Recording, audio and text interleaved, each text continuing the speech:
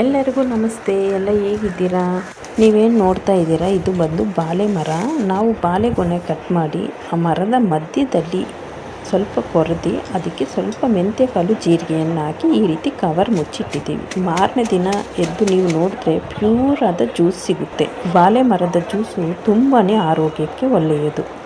ಒಂದು ಬಾಳೆ ಮರ ಮನೆಯ ಪಕ್ಕದಲ್ಲಿದ್ದರೆ ನಾನಾ ರೀತಿಯ ಉಪಯೋಗಗಳು ಇದೆ. ಕೇವಲ ಬಾಳೆಹಣ್ಣು, ಬಾಳೆ ಎಲೆ ಅಷ್ಟಕ್ಕೆ ಮಾತ್ರ ಇದು ಸೀಮಿತವಾಗಿಲ್ಲ. ಬದಲಿಗೆ ಬಾಳೆ ಮರದ ದಂಟು ಅಥವಾ ದಿಂಡು ಕೂಡ ಉಪಯೋಗಕ್ಕೆ ಬರುತ್ತದೆ. ಅದರಲ್ಲೂ ಬಾಳೆ ದಿಂಡು ಆರೋಗ್ಯದ ದೃಷ್ಟಿಯಿಂದ ಹೆಚ್ಚು ಉಪಯೋಗಕಾರಿ. ಸಾಮಾನ್ಯವಾಗಿ ಬಾಳೆ ದಿಂಡಿನ ಪಲ್ಯವನ್ನು ವರ್ಷಕ್ಕೆ 2 ಬಾರಿಯಾದರೂ ತಿನ್ನಲೇಬೇಕು.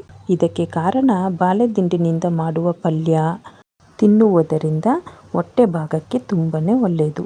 ಉಗುರು ತಿನ್ನುವ ಅಭ್ಯಾಸ ಇರುವವರು ಇದನ್ನು ತಿನ್ನಲೇಬೇಕು.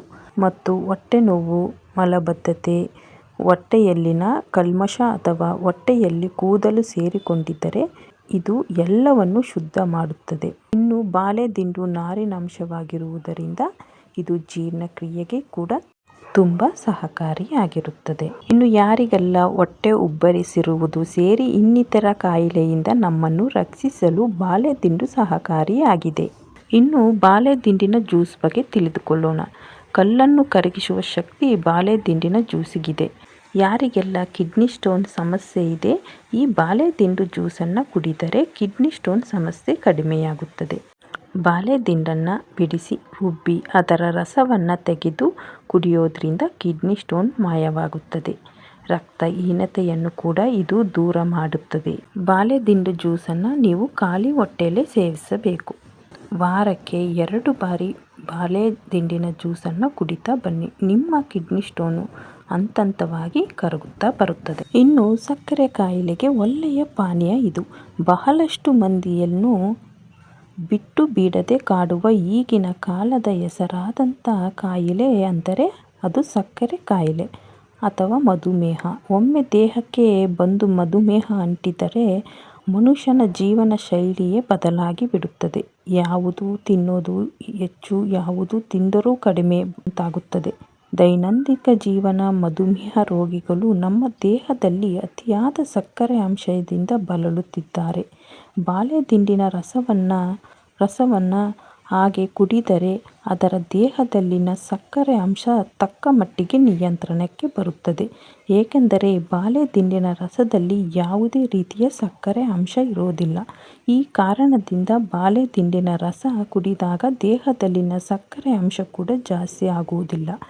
ಇನ್ನು ಯಾರಿಗೆಲ್ಲ ಅಸಿಡಿಟಿ ಇದ್ದರೆ ಹೊಂದಿರುವವರು 1 ಕಪ್ ಬಾಳೆಯ ದಿಂಡಿನ ರಸ ಕುಡಿಯಿರಿ.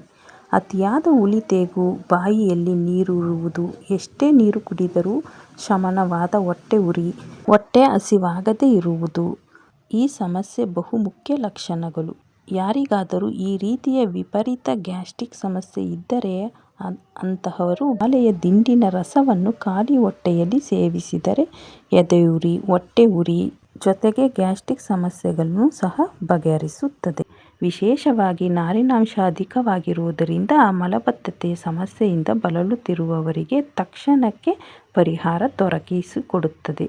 ಮತ್ತು ಎಂತಹದೇ ಅಜೀರ್ಣ ಸಮಸ್ಯೆಯಿಂದ ಸೇವಿಸಿದ ಆಹಾರ ಸರಿಯಾಗಿ ಜೀರ್ಣವಾಗದೇ ಇದ್ದ ಪಕ್ಷದಲ್ಲಿ ಆಹಾರವನ್ನು ಸರಿಯಾದ ಕ್ರಮದಲ್ಲಿ ಜೀರ್ಣ ಮಾಡಿ ಮಲಬದ್ಧತೆಯ ಸಮಸ್ಯೆ ಉಂಟಾಗದಂತೆ ನೋಡಿಕೊಳ್ಳುತ್ತದೆ.